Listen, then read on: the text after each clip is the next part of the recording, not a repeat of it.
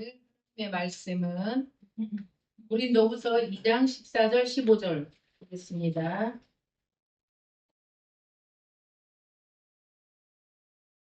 그 87쪽 같이 합독하시겠습니다.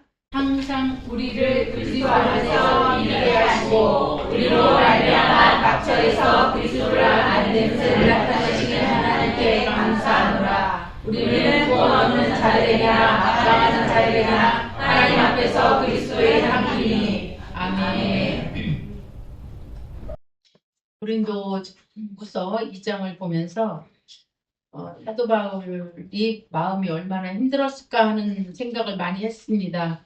사도 바울은 이제 고린도 전서에서 이제 고린도 교회를 다녀가기도 했고, 또 그들에게 거기에 나타나는 여러 가지 뭐 이단들이나 이런 것들로 인해서 성도들이 미혹되지 않게, 그 다음에 살며시 들어온 자들로부터 많은 영혼들이 빼앗기지 않게 하기 위해서 마음을 썼습니다. 그래서 이제 편지도 했죠. 그러면서 디도에게 이제 자기가 눈물의 편지를 씁니다.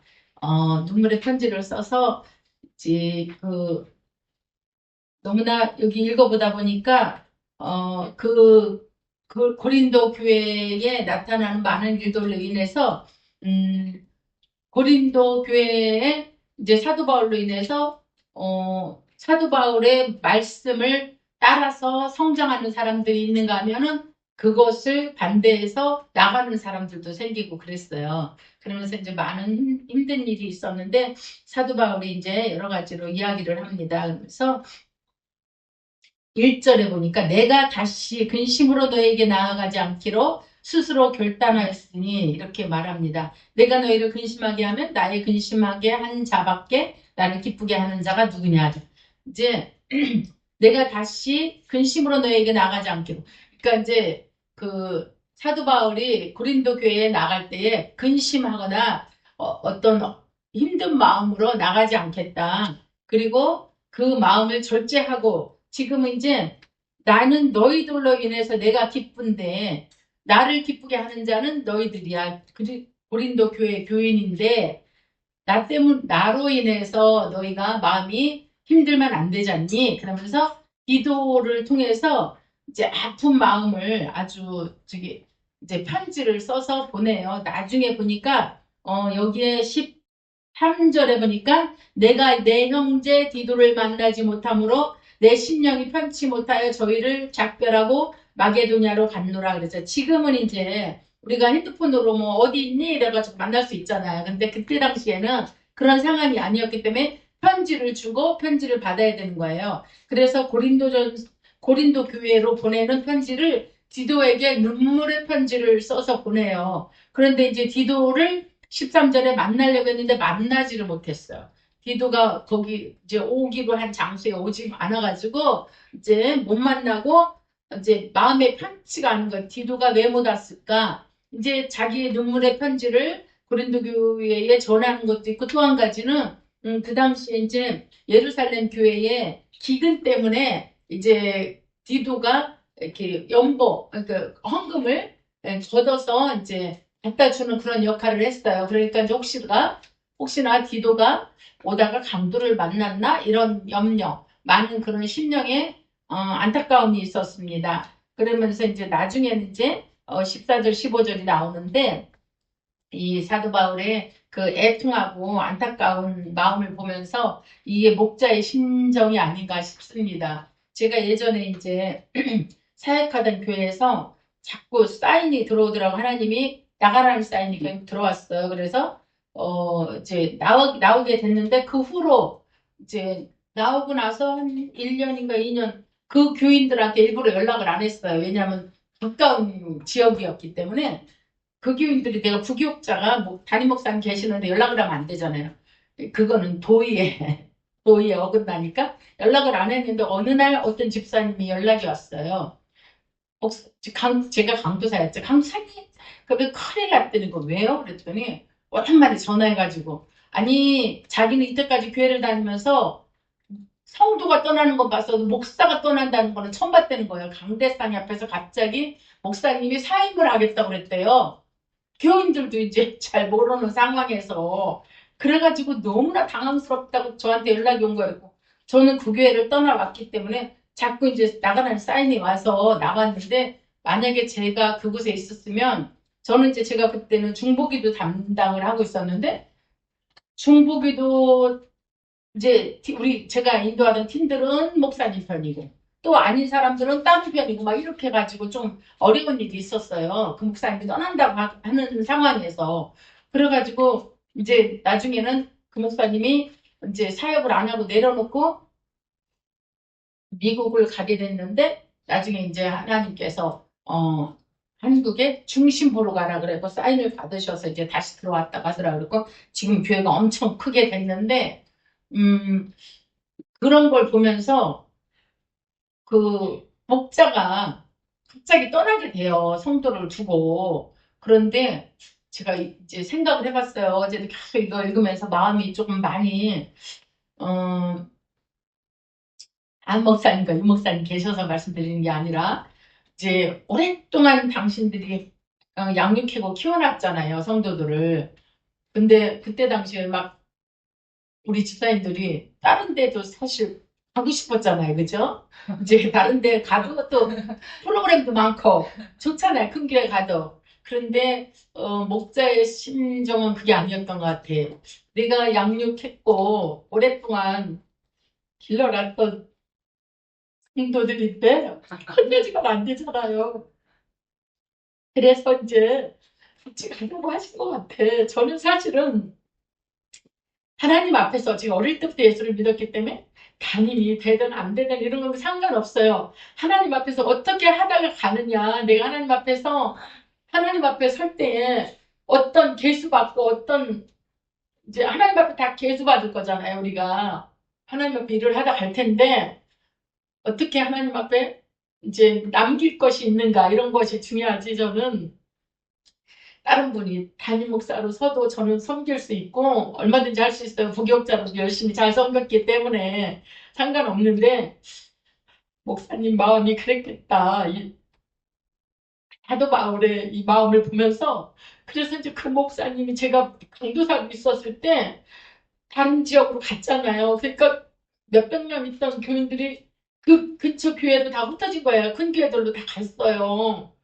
왜냐면 그 목사님하고 자기들은 코드가 맞았는데 그 새로 오신 분이 맞지 않는 거예요, 영적으로. 그러니까 다 떠졌어요, 사람들이. 그래가지고 이제 물론 그분들이 신앙생활을 하겠죠. 어떤 사람은 이제 잘 못하는 분도 있고, 잘 열심히 하는 사람들이 그런 상황이 됐잖아요. 그러니까,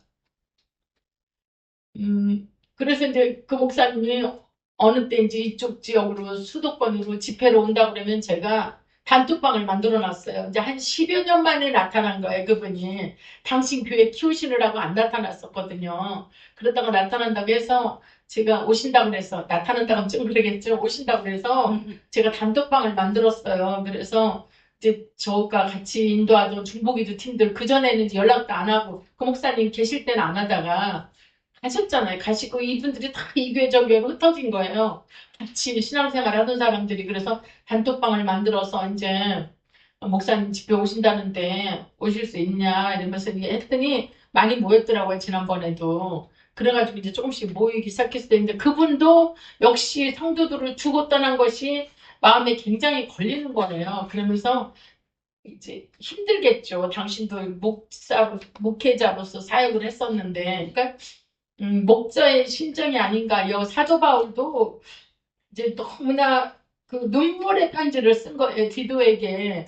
그 고린도 교회가 아픔을 겪고 힘들고 또 이제 가만히 들어온 자들로 인해서 사람들을 빼앗길 수도 있고 하니까 사도 바울이 그 고린도 교회를 너무나 사랑했어요. 그래서 이제 고린도 교회에다가 하면서 내가 큰 한량과 애통한 마음이 있어 많은 눈물로 너에게 썼노니 그러면서 많은 근심 가운데 많은 눈물의 편지를 썼는데 그 사람들이 이제 하나가 되지 않고 흩어지고 이런 것들 때문에 마음이 아파했습니다. 사도 바울이.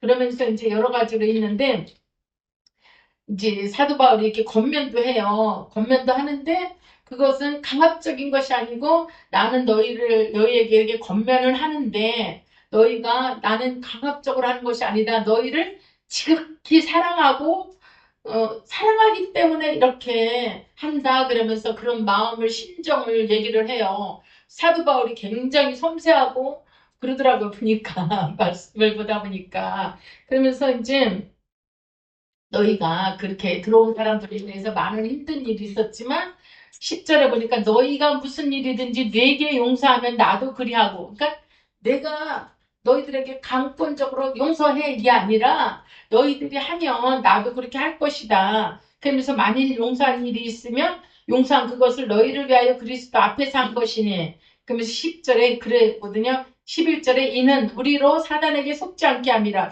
우리가 그 괴계를 알지 못하는 바가 아니로다. 그러니까 그 귀신의 침투 이런 것도 알았어요. 알았으니까 이제 그것들로 그 악한 것들에게 붙잡히지 않도록 그리고 미혹당하지 않도록 위해서 사도 바울은 애타는 마음으로 기도하는 심정으로 편지를 쓴 걸 볼 수 있습니다. 오늘 이제 본문에 보면은 여기 이제 14, 15절 있죠.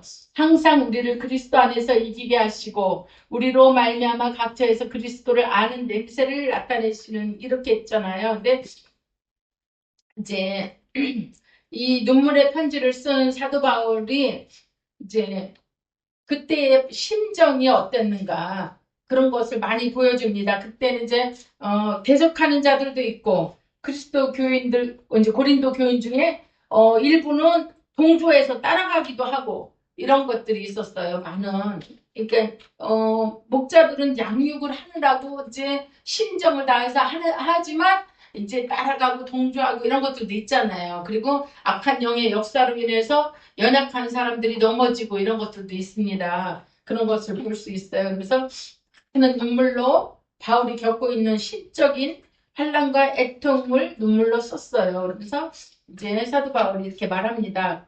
그를 용서하라고 이제 그들을 용서하는 것은 그들의 영혼이 구원에서 멀어질까봐 멀어지는 것을 막기 위해서 고린도 교인에게 용서하기를 원하는 거예요. 고린도 교인이 이제 그 교회에 해를 끼친 자가 있잖아요. 끼쳤지만 그들을 용서해야 되는 것은 그들이 구원에서 멀어질까 봐. 이제 사도 바울은 영혼을 구원하는 일에 초점을 맞추고 있거든요. 그러면서 가능하면 용서하고 권면하고 이제 회개하고 새롭게 신앙생활을 할 수 있도록 하는 것이 이제 그리스도의 가르침이고 또 교회가 따라야 하는 원리다 이렇게 하는 거예요. 그러면서 이제 여러 가지로 권면하는데 또 뒤로 가보겠습니다. 14, 15절 오늘 본 거에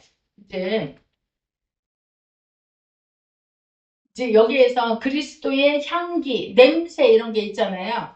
냄새는 이제 그 로마 이제 황제나 이런 사람들이 개선 장군 할 때 그 주위에 이제 길가에 개선할 때 길가에 향을 피운대요. 향을. 그래서 그것을 이제 그런 냄새가 나게 하는 거예요. 개선할 때. 그러니까 이제 여기서도 우리가 이제 개선 장군처럼 하나님께서 우리를 그리스도인들로 끼워주시고 또 승승장구하게 하는 장군처럼 우리를 영광에 참여하는 병사로 뽑았다. 이렇게 표현하는 거예요. 그러면서 그렇지만 사도 바울이 복음을 전하지만 그것은 자기가 한 일이 아니고 하나님의 은혜로만 가능한 일이다. 그러면서 우리는 이제 그리스도의 이제 여기에는 냄새를 나타내시는 하나님께 감사하노라. 그러니까 냄새를 나타나게 하는 거예요. 하나님께서. 여기는 이제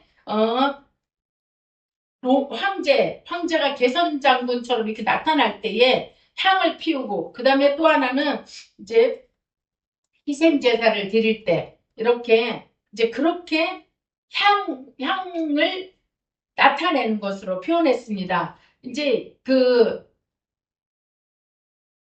로마서 12장 1절에 보면은 로마서 12장 1절을 제가 보겠습니다. 사람 같이 12장 1절 제가 읽을게요. 그러므로 형제들아 내가 하나님의 모든 자비하심으로 너희를 권하노니 너희 몸을 하나님이 기뻐하시는 거룩한 산제사로 드리라. 이는 너희의 드릴 영적 예배니라. 우리 이 말씀 너무 잘 알죠?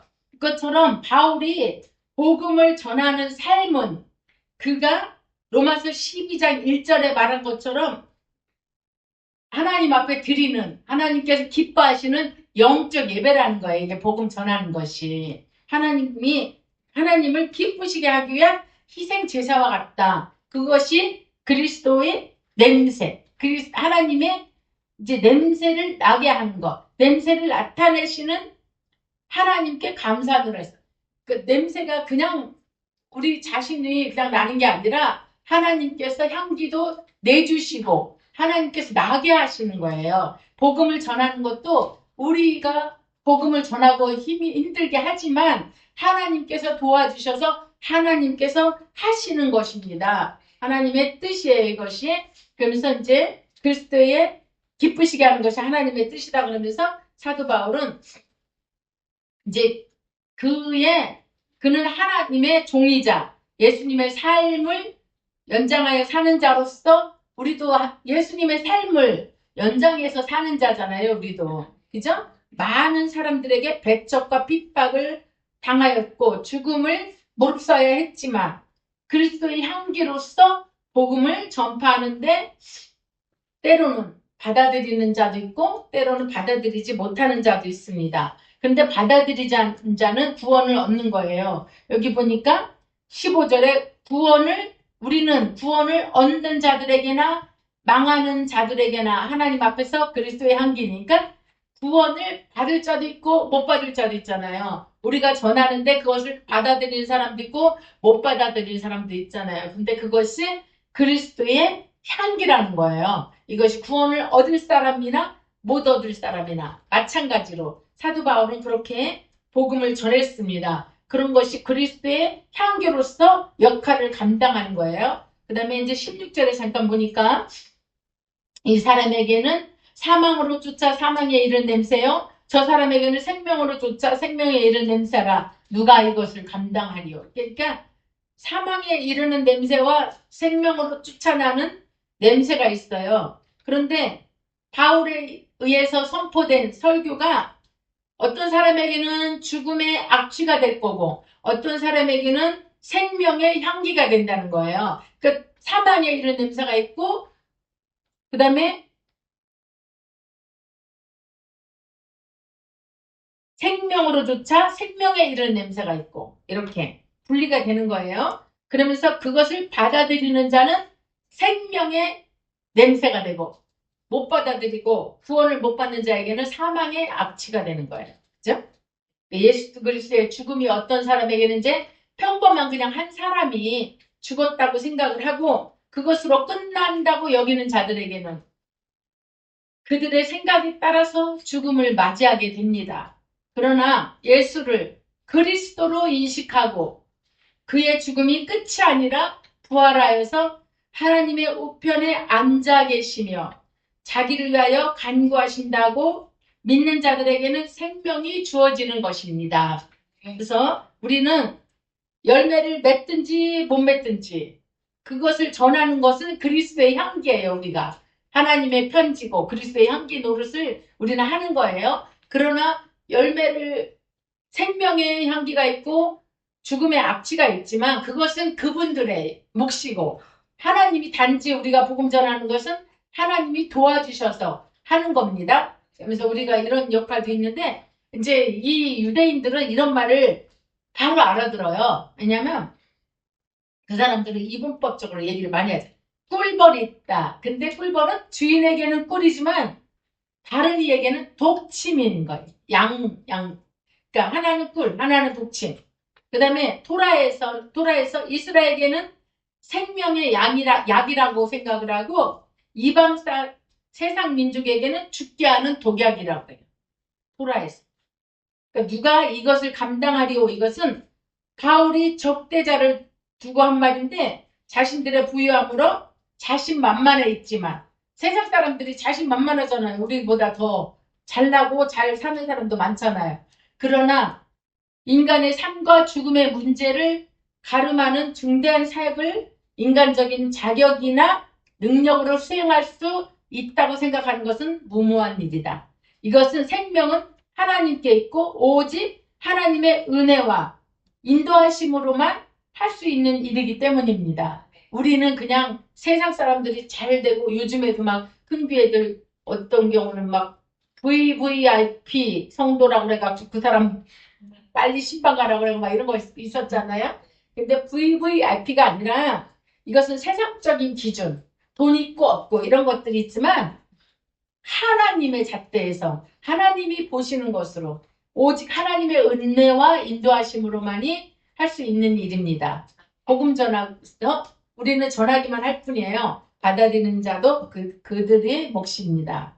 이제 마지막으로 17절은 혼잡하게 한다는 것이 있어요. 근데 거짓 전도자들이 하나님의 말씀을 전파하여서 개인의 이익을 도모하는 것과 하나님의 말씀의 질을 떨어뜨리는 것, 이런 것들을 혼잡하게 하는 거예요. 하나님의 말씀을 혼잡하게 하고 말씀을 약화시키고 이런 것들이에요. 그래서 이런 것을 말했어요. 그러면서 바울은 순전함으로 하나님께 받은 것 같이 하나님 앞에서와 그리스도 안에서 말하노라 이렇게 돼 있잖아요. 근데 바울은 하나님의 말씀을 자의적으로 자기 스스로 해석하지 않고 사람에게 인기를 얻으려 하지도 않았습니다. 그래서 바울은 자기의 행하는 능력의 근원이 자기 자신이라고 생각하지 않았으며 오직 하나님으로부터 받은 능력과 말씀만을 전하였습니다. 또한 그의 모든 선교 행위는 하나님 앞에서, 우리는 코람데오, 그야말로 하나님 앞에서 행해야 되잖아요. 우리의 모든 것이 삶이 전도고 향기고 편지예요. 그치? 우리가 살아가는 것들 자체가 하나님 앞에서. 이 교회에서만 거룩하고 그야말로 고상하다고 해서 되는 것이 아니고 나가서도 그리스도의 향기를 발해야 되는 그런 우리 성도님들이 됐으면 좋겠습니다. 근데 바울은 자기 행하는 능력의 근원이 자기 자신이라고 생각하지 않았으며 오직 하나님으로부터 받은 능력과 말씀만을 전하였습니다. 또한 그의 모든 선교 행위는 하나님 앞에서 그야말로 고람되오 그리스도 안에서 한 것이므로 조금 더 개인의 이익이나 사심이 개입되지 않았습니다. 이것이 그가 육체가 아닌 하나님의 은혜로 행하는 것의 증거이며 그의 진실성의 증거인 것입니다. 이제 바울이 이렇게 고린도 교인들에게도 애타는 심정으로 그야말로 눈물의 편지를 쓴 것, 그런 것들도 하나님 앞에서 행하기 때문에 그야말로 그가 복음 전하는 모든 것이 하나님의 은혜로 자기가 자기 자유로 한 것이 아니라 그리스도의 향기를 바라고 그 다음에 그가 하는 모든 것들을 속에 정말 하나님의 냄새를 풍겨내는 그런 복음 전하는 사역자였습니다. 그러면서 이가 디도를 만나지 못한 것도 안타까워하고 그러면서 이제 다른 곳으로 이제 가게 됐잖아요. 마게도냐로 갔는데 내 심령이 편치 못하여 이렇게 표현을 했습니다. 우리가 이제 하나님의 일을 하면서 바울은 굉장히 제가 이 말씀을 보면서 굉장히 섬세하고 정말 고린도 교인들에게 애타하는 심령이 있었구나 이런 생각이 듭니다.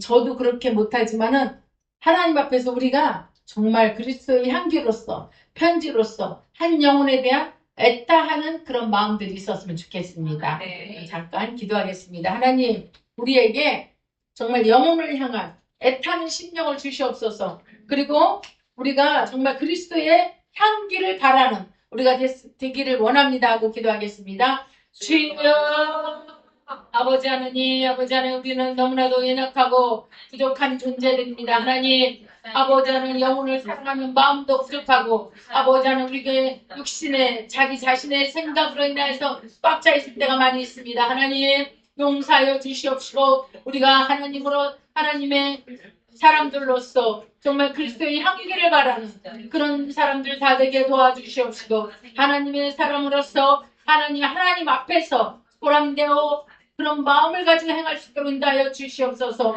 영혼을 사랑하는 구령의 마음을 허락하여 주시옵소서. 정말 사도 바울처럼 우리 심령 가운데 애타하는 심령도 허락하여 주시옵소서. 감사드리며 예수님의 이름으로 기도드립나이다. 아멘.